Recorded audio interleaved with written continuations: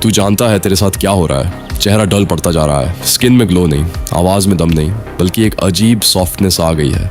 Jaw line गायब, face fat बढ़ रहा है, दिमाग बार बार चीज़ें भूल रहा है, फोकस टूटता रहता है और लोग भी धीरे धीरे तुझसे दूरी बना रहे हैं। रिस्पेक्ट कम हो रही है, इंटरेक्शन अवॉइड हो रहा है और तू अंदर से अकेला पड़ता जा रहा है। ये सब रैंडम नहीं है, ये तेरी एनर्जी का गिरना है, तेरी लाइफ फोर्स का ड्रेन होना है। सो जो शक्ति तुझे पावरफुल, कॉन्फिडेंट और अट्रैक्टिव बना सकती थी वही बिखर रही है। और जब एनर्जी गिरती है तो पर्सनालिटी गिरती है, कॉन्फिडेंस गिरता है, प्रेजेंस खत्म हो जाता है। लेकिन सुन, यहीं से खेल पलटता है, क्योंकि ब्रह्मचर्य वही रास्ता है जो इस गिरावट को रिवर्स करता है। जैसे शास्त्र कहते हैं, आयु, तेज, बल, बुद्धि, यश सब उसी से मिलता है।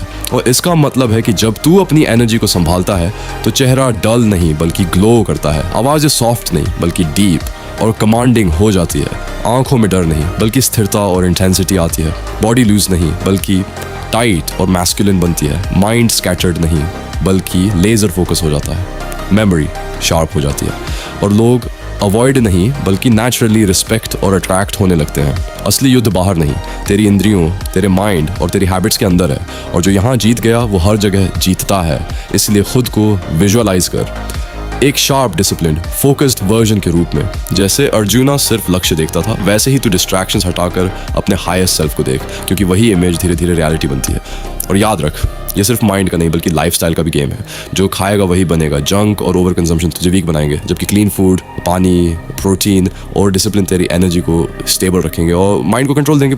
अंत में बस इतना समझ, ये कोई रिस्ट्रिक्शन नहीं है, ये ट्रांसफॉर्मेशन है। तेरी एनर्जी ही तेरी डेस्टिनी है। अगर तू उसे बिखेरता रहेगा तो खुद भी बिखर जाएगा, लेकिन अगर उसे संभाल कर ऊपर उठाएगा तो तू वही बनेगा जो पावरफुल, रिस्पेक्टेड और अनस्टॉपेबल है। AUM तक सच ठीक है भाई।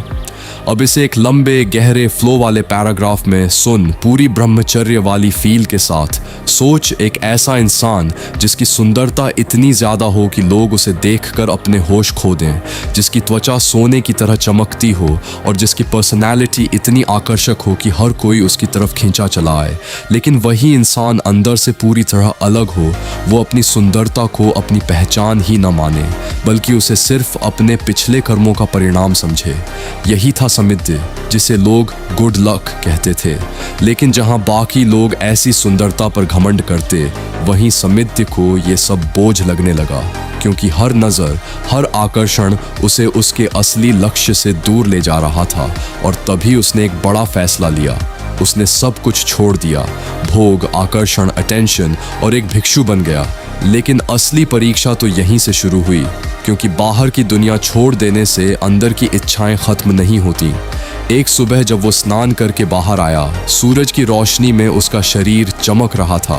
तभी एक देवी, एक स्वर्गीय अस्तित्व उसकी सुंदरता पर मोहित हो गई और उसे प्रलोभन देने लगी।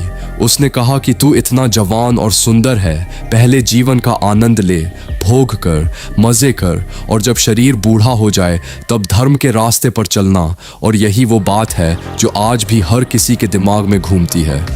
अभी एंजॉय कर लो, बाद में डिसिप्लिन आ जाएगा। लेकिन समिध्य डगमगाया नहीं। उसने शांत मन से जवाब दिया कि मौत कब आएगी ये कोई नहीं जानता। मैं कैसे मान लूं कि मुझे बाद में मौका मिलेगा? जो अभी है वही सबसे कीमती है और इसी जीवन में मुझे मुक्ति चाहिए। और उसने साफ कहा कि भगवान के ज्ञान को पाना बहुत दुर्लभ है और मैं इसे छोड़कर कुछ क्षणिक सुखों के पीछे नहीं भाग सकता। ये सुनकर देवी हार गई और गायब हो गई। और जब समिध्य ने ये बात बुद्ध को बताई तो बुद्ध ने कहा कि ये पहली बार नहीं हुआ। उनके पिछले जन्म में भी वही देवी उन्हें भटकाने आई थी और उन्होंने भी उसे ठुकरा दिया था, जिससे ये साबित होता है कि ये लड़ाई, यदि यह ज्ञान आपकी